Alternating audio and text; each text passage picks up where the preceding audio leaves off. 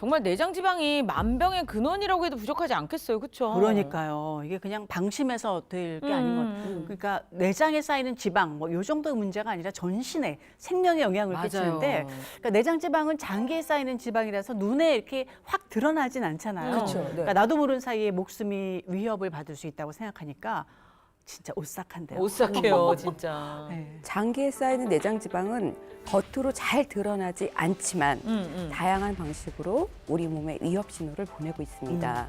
이 신호를 놓치면 안 되겠다는 생각이 드는데 어떻게 신호를 보내는 건가요? 내장 지방이 증가했을 때 가장 흔하게 나타나는 증상은 만성 피로감입니다. 내장 지방이 쌓이면 대사 기능이 저하되어서 쉽게 피로를 느끼게 되거든요. 어떠셨어요, 윤영미? 지금 말씀하시는데 쿵하고 와닿네. 오. 저는 약간 만성 만성 피로였던 것 같아요. 네. 그냥 아침에 일어나도 뭔가 개운하지가 않고 뭔가 하루가 부담스럽고요. 아, 오늘 어떻게 또 하루를 보내나 이게 막 막막하기도 하고 그리고 이렇게 길거리 가다가도 이렇게 길거리에서 확 눕고 싶어요. 그 정도로 이게 굉장히 피로감이 좀 심했거든요. 근데 그게 제가 어떤 과로로 인한 거인가 아니면 뭐 나이가 들어서 그런가 보다 생각했는데 맞아. 내장 지방하고 직결이 돼 있었네요. 윤영미 씨처럼 충분히 잠을 잤는데도 계속 피곤하다면 내장 지방을 꼭 의심하셔야 합니다. 그러니까 몸의 신호에 귀를 기울이는 게 중요한 것 같네요. 그러게 말이에요. 그렇죠, 선생님? 굉장히 중요한 말씀을 하셨어요.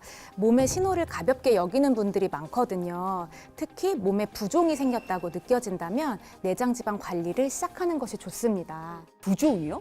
아니, 부으셨어요, 몸이? 손가락도 좀 붓고요. 얼굴도 약간 이렇게 붓기가 있고 그렇더라고요. 내장 지방이 왜 우리 몸에 부종을 일으키는지 그 원인부터 살펴볼게요. 네.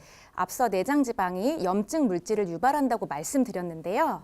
우리 몸에 염증 물질이 발생하면 백혈구들이 염증 부위로 이동할 수 있도록 혈관이 확장됩니다. 그 과정에서 혈관변이 약해지게 되는데요. 그렇게 되면 파이프가 파손돼서 물이 새는 것처럼 혈관 안의 체액이 새어나와서 부종을 만들게 되는 거죠. 이 부종이 말이죠.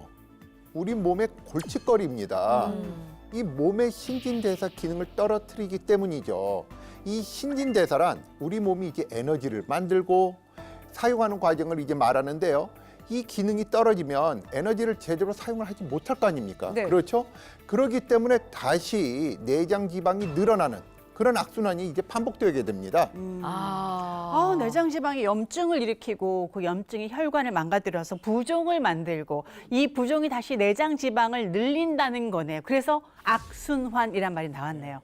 너무 심해요, 진짜. 네, 사실 건강은 하나가 무너지면 연쇄적으로 다른 것들까지 무너지게 됩니다. 몸이 보내는 작은 신호들을 놓치지 않고 악순환을 바로잡는 것이 중요합니다. 그렇구나. 이게 일단 붓는 거에서는 잠깐만 나 왜 이러지? 그렇게 생각하죠. 나 어제 너무 무리했네. 많이 부었네. 이거 뭐 그럼 찬물 세수하면 끝나지 뭐 이렇게 생각할 일이 아닌 것 같아요. 어제 뭐 먹었나부터 생각하는데 그게 아니라 내장 지방을 돌아봐야 될 것 같아요.